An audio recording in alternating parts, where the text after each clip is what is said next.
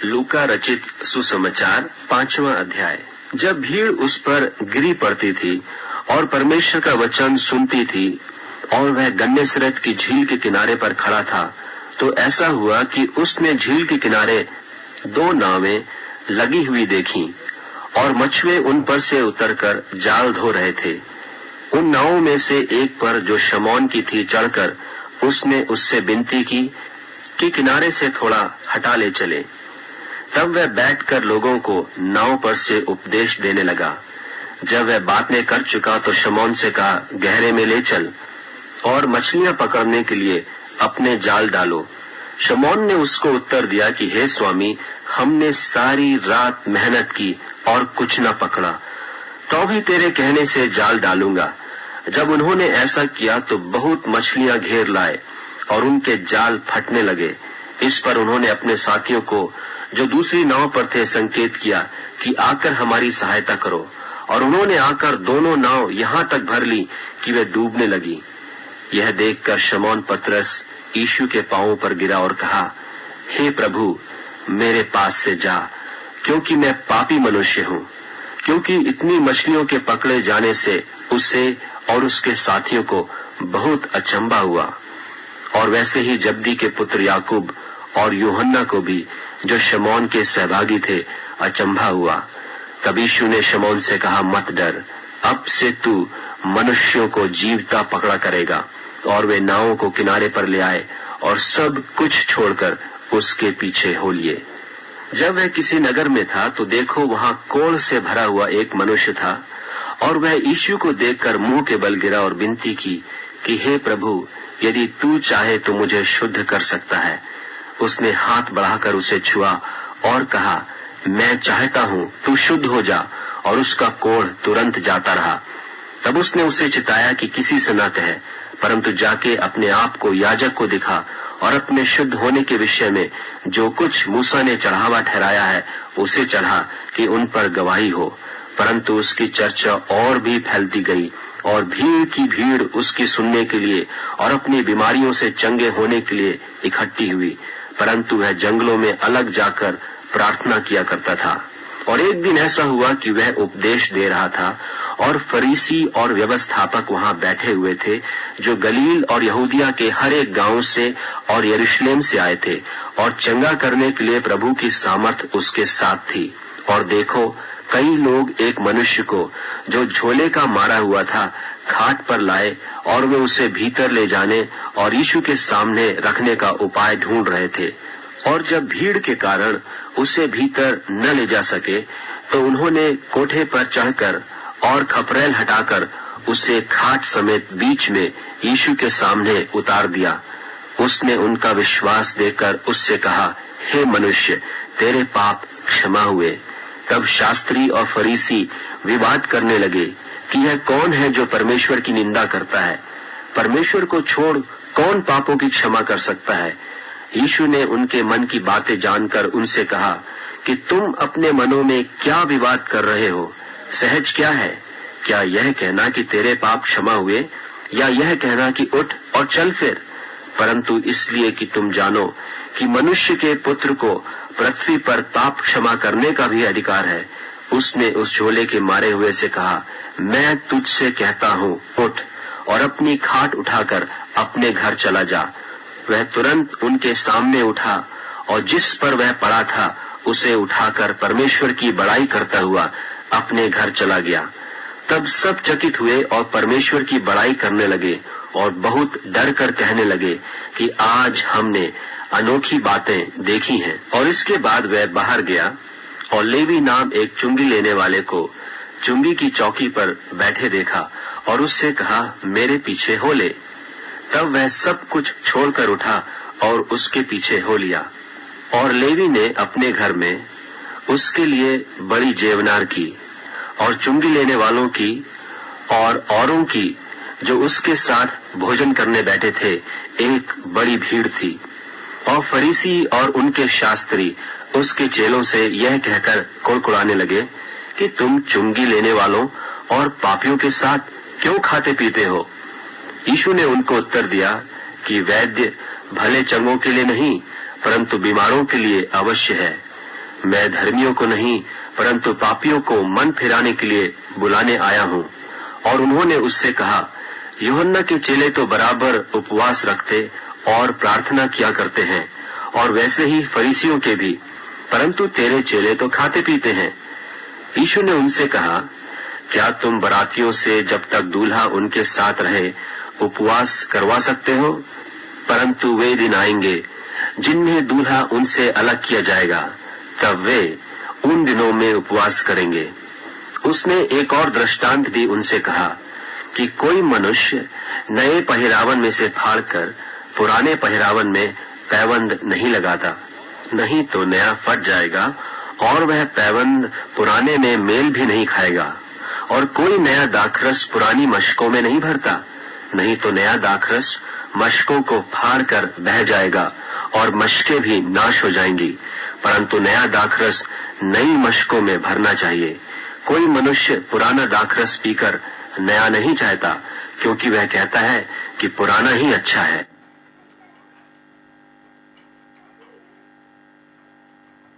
लूका रचित सुसमाचार 6वां अध्याय। फिर सब्त के दिन वह खेतों में से होकर जा रहा था, और उसके चेले बालें तोड़ तोड़कर और हाथों से मल मल कर खाते जाते थे। तब फरीसियों में से कई एक कहने लगे, तुम वह काम क्यों करते हो जो सब्त के दिन करना उचित नहीं? यीशु ने उनको उत्तर दिया, क्या तुमने यह नहीं पढ़ा कि दाऊद ने जब वह और उसके साथी भूखे थे तो क्या किया? वह क्यों कर परमेश्वर के घर में गया और भेंट की रोटियां लेकर खाईं, जिन्हें खाना याजकों को छोड़ और किसी को उचित नहीं, और अपने साथियों को भी दी। और उसने उनसे कहा, मनुष्य का पुत्र सब्त के दिन का भी प्रभु है। और ऐसा हुआ कि किसी और सब्त के दिन को वह आराधनालय में जाकर उपदेश करने लगा, और वहां एक मनुष्य था जिसका दाहिना हाथ सूखा था।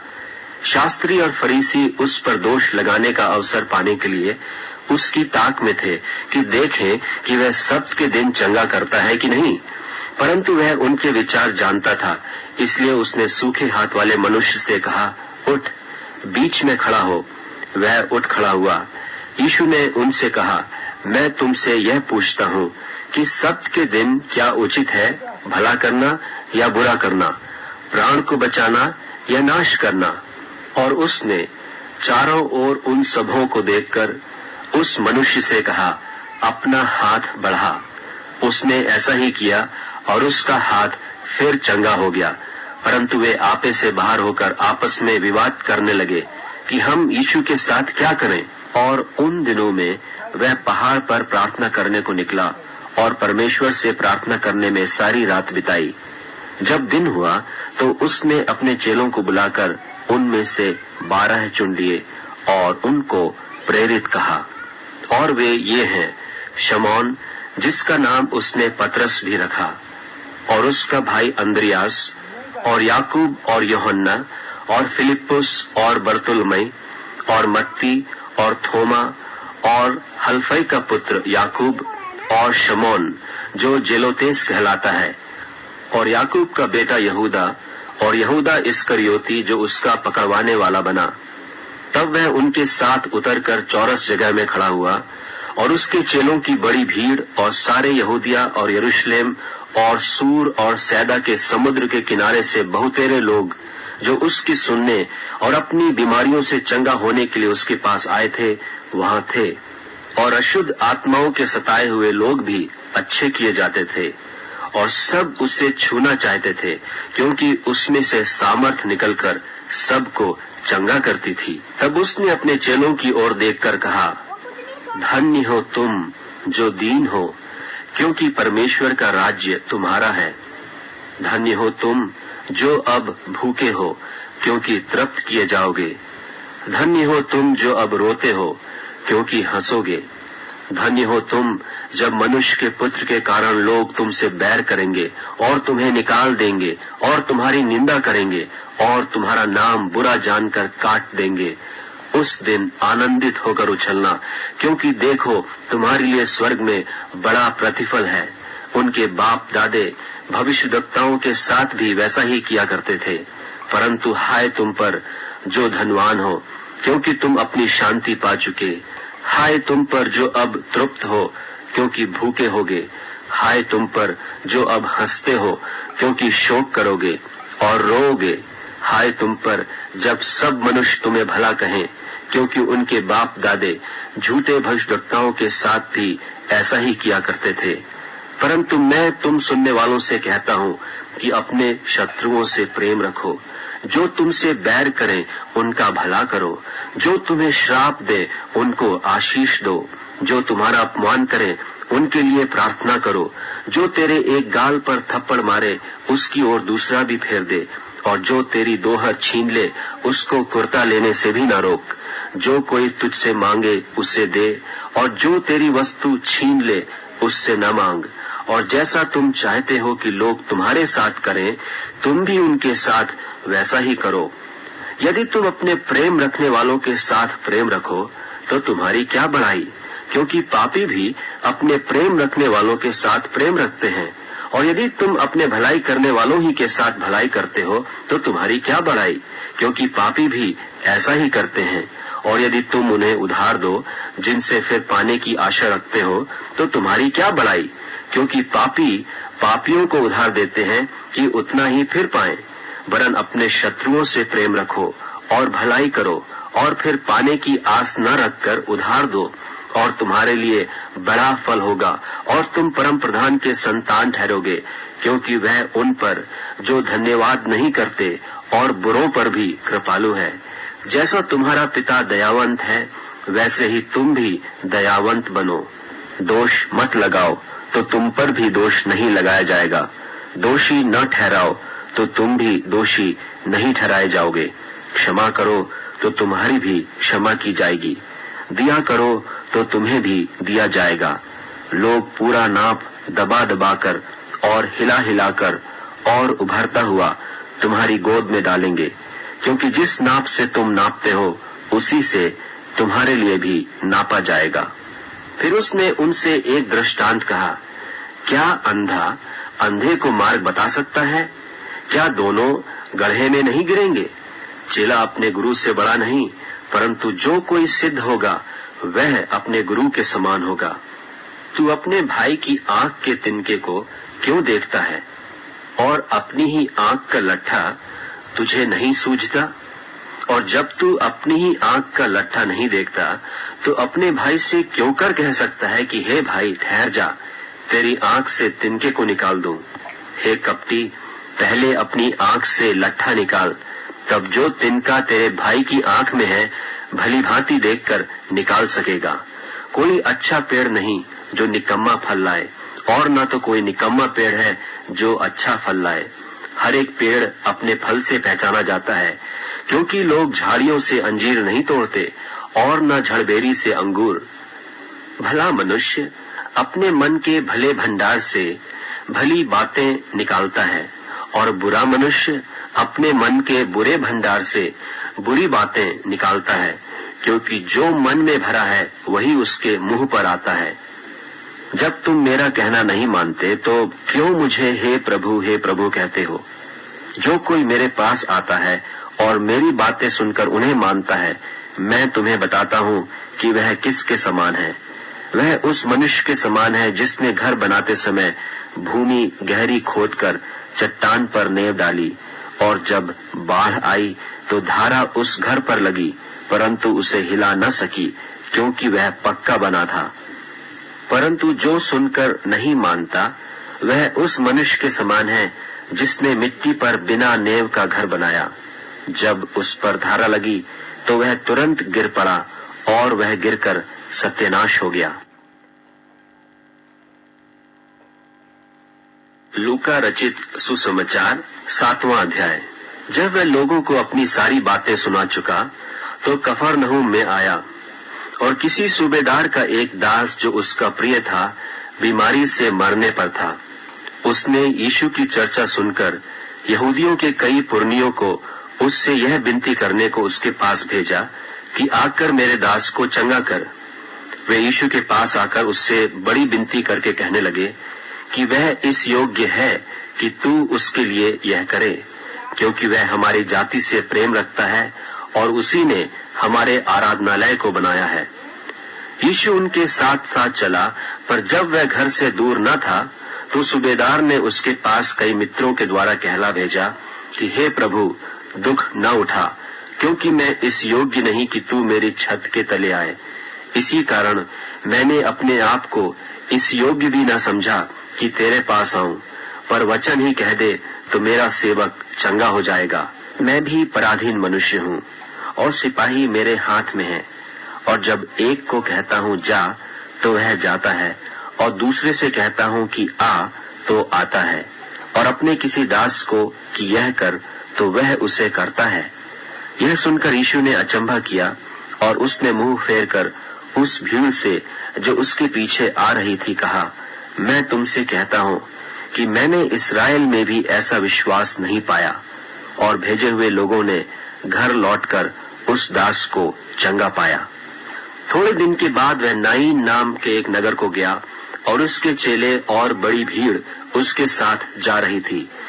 जब वह नगर के फाटक के पास पहुंचा तो देखो, लोग एक मुर्दे को बाहर लिए जा रहे थे, जो अपनी माँ का इकलौता पुत्र था, और वह विधवा थी, और नगर के बहुत से लोग उसके साथ थे। उसे देखकर प्रभु को तरस आया और उससे कहा, मत रो। तब उसने पास आकर अर्थी को छुआ, और उठाने वाले ठहर गए। तब उसने कहा, हे जवान, मैं तुझसे कहता हूँ, उठ। तब वह मुर्दा उठ बैठा और बोलने लगा, और उसने उसे उसकी माँ को सौंप दिया। इससे सब पर भय छा गया, और वे परमेश्वर की बड़ाई करके कहने लगे कि हमारे बीच में एक बड़ा भविष्यद्वक्ता उठा है, और परमेश्वर ने अपने लोगों पर कृपा दृष्टि की है। और उसके विषय में यह बात सारे यहूदिया और आसपास के सारे देश में फैल गई। और यूहन्ना को उसके चेलों ने इन सब बातों का समाचार दिया। तब यूहन्ना ने अपने चेलों में से 2 को बुलाकर प्रभु के पास यह पूछने के लिए भेजा कि क्या आने वाला तू ही है, या हम किसी और दूसरे की बाट देखें। उन्होंने उसके पास आकर कहा, यूहन्ना बपतिस्मा देने वाले ने हमें तेरे पास यह पूछने को भेजा है कि क्या आने वाला तू ही है, या हम दूसरे की बाट जो हैं। उसी घड़ी उसने बहुतों को बीमारियों और पीड़ाओं और दुष्टात्माओं से छुड़ाया, और बहुत से अंधों को आंखें दी। और उसने उनसे कहा, जो कुछ तुमने देखा और सुना है, जाकर यूहन्ना से कह दो कि अंधे देखते हैं, लंगड़े चलते फिरते हैं, कोढ़ी शुद्ध किए जाते हैं, बहरे सुनते हैं, मुर्दे जिलाए जाते हैं, और कंगालों को सुसमाचार सुनाया जाता है। और धन्य है वह जो मेरे कारण ठोकर न खाए। जब यूहन्ना के भेजे हुए लोग चल दिए तो यीशु यूहन्ना के विषय में लोगों से कहने लगा, तुम जंगल में क्या देखने गए थे? क्या हवा से हिलते हुए सरकंडे को? तो फिर तुम क्या देखने गए थे? क्या कोमल वस्त्र पहने हुए मनुष्य को? देखो, जो भड़कीला वस्त्र पहनते और सुख विलास से रहते हैं, वे राजभवनों में रहते हैं। तो फिर क्या देखने गए थे? क्या किसी भविष्यद्वक्ता को? हाँ, मैं तुमसे कहता हूँ, वरन भविष्यद्वक्ता से भी बड़े को। यह वही है जिसके विषय में लिखा है कि देख, मैं अपने दूत को तेरे आगे आगे भेजता हूँ, जो तेरे आगे मार्ग सीधा करेगा। मैं तुमसे कहता हूँ कि जो स्त्रियों से जन्मे हैं, उनमें से यूहन्ना से बड़ा कोई नहीं, पर जो परमेश्वर के राज में छोटे से छोटा है, वह उससे भी बड़ा है। और सब साधारण लोगों ने सुनकर, और चुंगी लेने वालों ने भी यूहन्ना का बपतिस्मा लेकर परमेश्वर को सच्चा मान लिया। पर फरीसियों और व्यवस्थापकों ने उससे बपतिस्मा न लेकर परमेश्वर की मनसा को अपने विषय में टाल दिया। सो मैं इस युग के लोगों की उपमा किससे दूं कि वे किसके समान हैं? वे उन बालकों के समान हैं जो बाजार में बैठे हुए एक दूसरे से पुकार कर कहते हैं, हमने तुम्हारे लिए बांसुरी बजाई और तुम न नाचे, हमने विलाप किया और तुम न रोए। क्योंकि यूहन्ना बपतिस्मा देने वाला न रोटी खाता आया, न दाखरस पीता आया, और तुम कहते हो उसमें दुष्टात्मा है। मनुष्य का पुत्र खाता पीता आया है, और तुम कहते हो देखो पेटू और पियक्कड़ मनुष्य, चुंगी लेने वालों का और पापियों का मित्र।